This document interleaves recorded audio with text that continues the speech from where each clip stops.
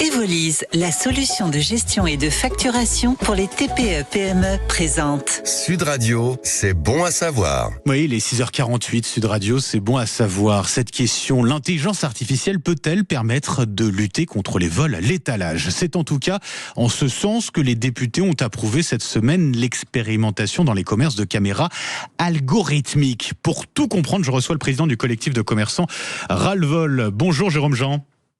Bonjour. Et merci d'être avec nous sur Sud Radio ce matin. Déjà, expliquez-nous, elles fonctionnent comment ces caméras qu'on pourrait dire augmenter l'intelligence artificielle ? Eh bien, le dispositif est assez simple. Il faut que les commerçants soient déjà équipés, comme vous venez de le dire, de caméras de vidéosurveillance dans leur établissement. Pour certains, ils en ont 1, 2, 3, 4, 5, 10, 15. Certains établissements en ont plus de 100, parce qu'aujourd'hui, ça s'avère efficace. Et on ne peut pas mettre derrière chaque caméra et derrière chaque écran quelqu'un pour les regarder. Donc l'intelligence artificielle va aider à détecter toutes les actions et tous les gestes douteux qui ont lieu dans les magasins. C'est quoi ? Quand on parle de gestes douteux, on parle de quel type de gestes ?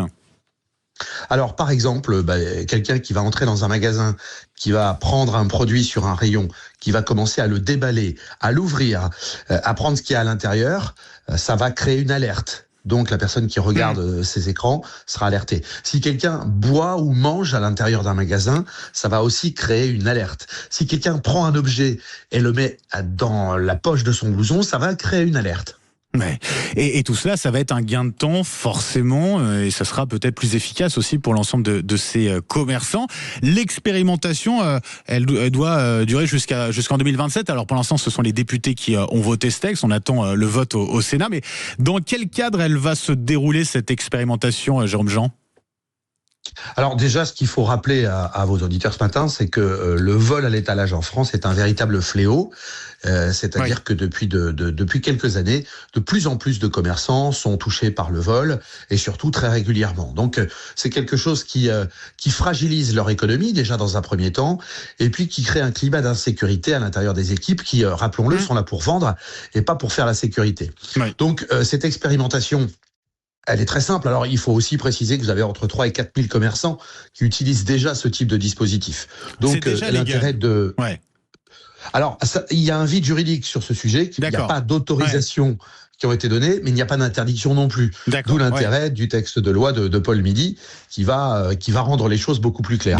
Cette expérimentation, elle va débuter et jusque fin 2027, il faudra faire la démonstration qu'elle est efficace et qu'effectivement elle respecte bien aussi le cadre qui a été défini, c'est-à-dire qu'il n'y a pas d'utilisation de la biométrie et puis surtout ça suit les recommandations de la CNIL et pas de reconnaissance faciale non plus.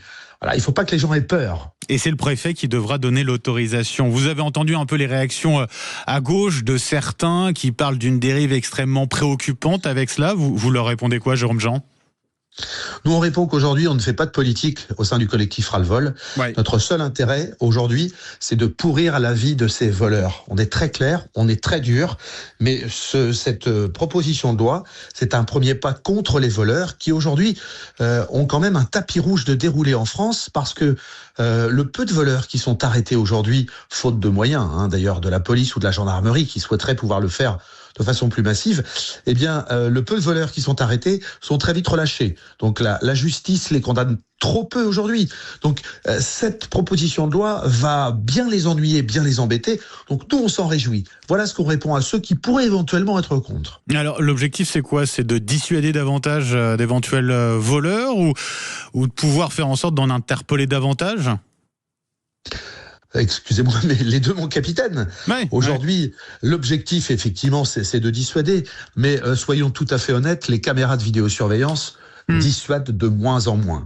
Voilà, c'était le cas il y a une dizaine ou une quinzaine d'années en arrière. Aujourd'hui, ça dissuade de moins en moins. Et justement, puisque vous parlez de dissuasion, il y a une proposition de loi qui est en cours, la proposition de loi 496, pour permettre l'affichage du visage des voleurs. Ouais. Ça, c'est dissuasif. Parce que si tous les voleurs en France savaient que le risque qu'ils encouraient, c'est qu'on affiche leur tête dans les magasins ou sur les réseaux sociaux, je pense qu'ils réfléchiraient à 2 fois avant de commettre des vols. Donc, cette proposition de loi qui peut arriver ensuite, nous, on la défend très fermement. Tout le monde n'y est pas favorable, mais en tous les cas, aujourd'hui, c'est une solution efficace pour les commerçants français. Pour l'instant, montrer la photo d'un voleur présumé sans son consentement, c'est puni d'1 an d'emprisonnement, de 45 000 € d'amende. Ça, c'est aujourd'hui la loi. Vous voulez effectivement que ce soit légalisé d'une certaine manière. On sait quand ce texte pourra être voté ? Eh ben écoutez, c'est un texte qui pour l'instant reste un peu aux oubliettes. Il existe, il est là. La proposition de loi, elle a été jugée recevable à l'Assemblée nationale. Mais on n'a pas l'impression que les députés se précipitent pour faire en sorte qu'elle soit discutée et qu'elle soit votée.